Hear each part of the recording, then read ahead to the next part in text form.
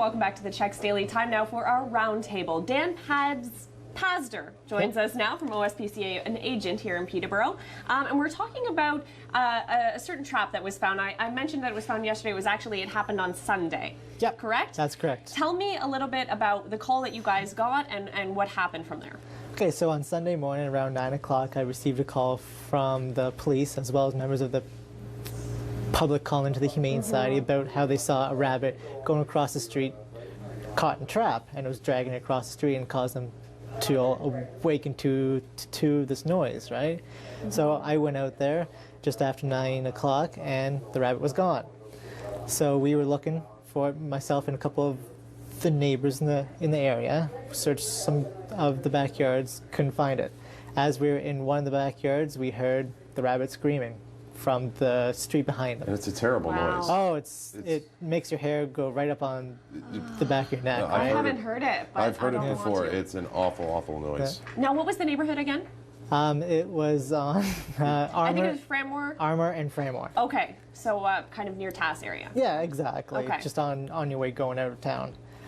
So then I went to the other street behind Franmore, and I was able to locate the rabbit because I heard it running in the trees with the chain going behind it.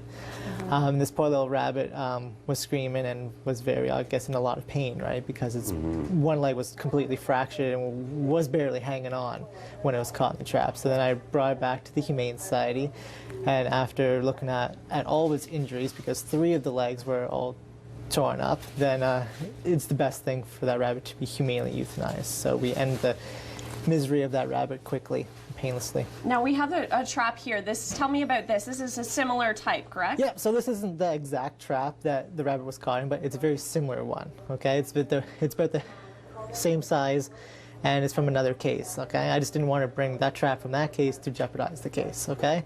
So this is a trap. They would hide it in the leaves on the ground or grass and all that it's called stuff. A holding trap or A leg hold trap. a leg hold? Because Yeah. it's not really holding a leg. You picture a leg hold, something just holding onto a leg. This thing is a violent trap for a small animal. Exactly. It goes right into the muscle and cuts through the tendons, and of course. Okay, that just cut a pencil in half. So picture that as a rabbit's bone. Yeah. So this is a very small one. Right? This is about the smallest you can get of the leg hold traps, and they're not very humane, obviously. No. Right? So they usually have them tethered to the ground.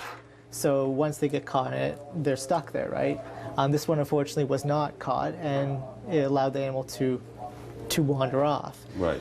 So the person who was trapping this, hopefully they were checking it on a regular basis and the suffering of the animal in it, but when they're not secured, they wander off and they die slowly. This isn't like in a farmer's field. This is in city limits. This isn't maybe in someone's backyard. I don't like. This is right in the middle of a subdivision where kids were playing. So who and why do you think someone might have set this trap? There could be a number of reasons. It could be anyone who's upset with the wildlife, someone who is trying to catch something else. It could not even been intended for wildlife. That's the whole issue with these types of traps, is that they're not species specific, right? You set it, you don't know what you're going to get. Right. It could have been a cat, it could have been a child, it could have been a raccoon, it could have been anything, right? So anything that walks over it, it's going to catch, just like the pencil. Wow. I was talking to a number of trappers today, Yep. and they have indicated that this specific trap is for muskrats and actually in the water. And in that sense, perhaps, is it okay? I'm not sure. Again, I'm not a trapping expert. I Right. would refer the question to the Ministry of Natural Resources and Forestry for that. All I can speak of is whether or not it's humane or not.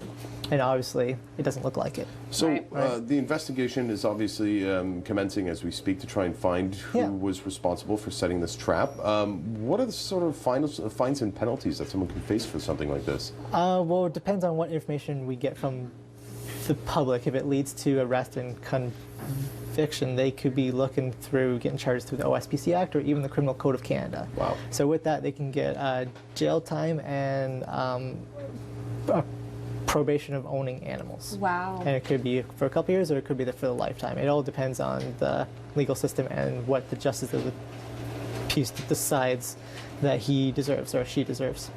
It's kind of scary moving forward and Yeah. kind of coming on the show and really getting the conversation moving. What is it that you're concerned about moving forward, or what are you hoping to do? Well, I really want to have a chat with the person who set the trap and find out more about why they're setting the trap. And if there's an issue with wildlife coming to the property, maybe talk to them and refer them to an organization that can help them with that. Because there's usually a reason why wildlife are coming to your property, right? Either you have water out, you have food out, or they're living there somehow, right? If you solve that problem, then the wildlife can go back to the forest and they can live a natural life without human involvement. If there's problems with cats, or maybe he just has an issue with animals altogether, then we need to address that with possibly some charges. Now, you joined the OSPCA likely because you love animals, right? Yeah. What was it like having to deal with that? Unfortunately, it's not my first one, and it probably won't be my last. But that's why we need to charge people, so to get the public awareness out there that these things are not okay. It just must make you so mad when you actually are the one physically dealing with it. Yeah. Yeah. Yeah, for sure.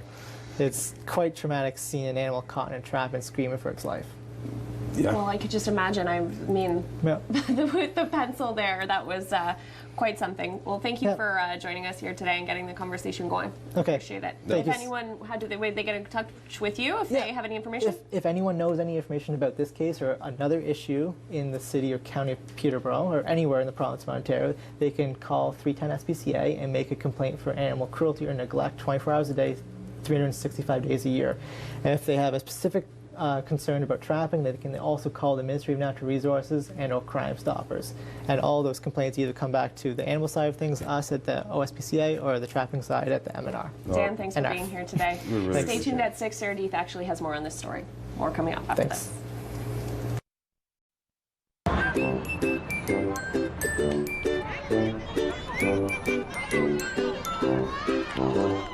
Wendy Archibald has graciously agreed to give me a little lesson on swinging a bat and hitting a ball. What's the first step? What do I do? Okay, get your hands right. Put your hands together at the end of the bat, down to the heel. Okay. That's looking good. All right. Now get your feet square to the plate. All right. Good. Bring the bat up there. And keep it up. Get it up a bit more. There you go. All right. That looks good. Looks good. Yeah. You always keep your eye on the ball. All right. Eye on the ball. Swing straight through. Swing straight. No good.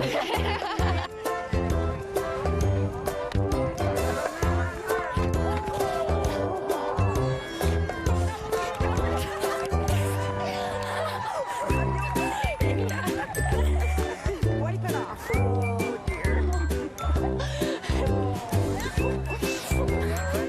Yeah.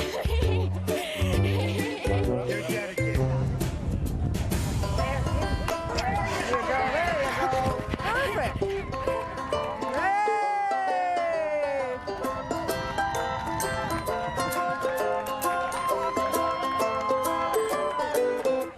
That was cute. Okay, Renee, that was pretty good. You'll have to tell everyone you may have got that scrape sliding into home, but I think you were safe anyways. Unfortunately, there is a waiting list to get on to play with those ladies, so get your name on the list. It could be fun. That's all the time we have today. Newswatch at 6 starts now.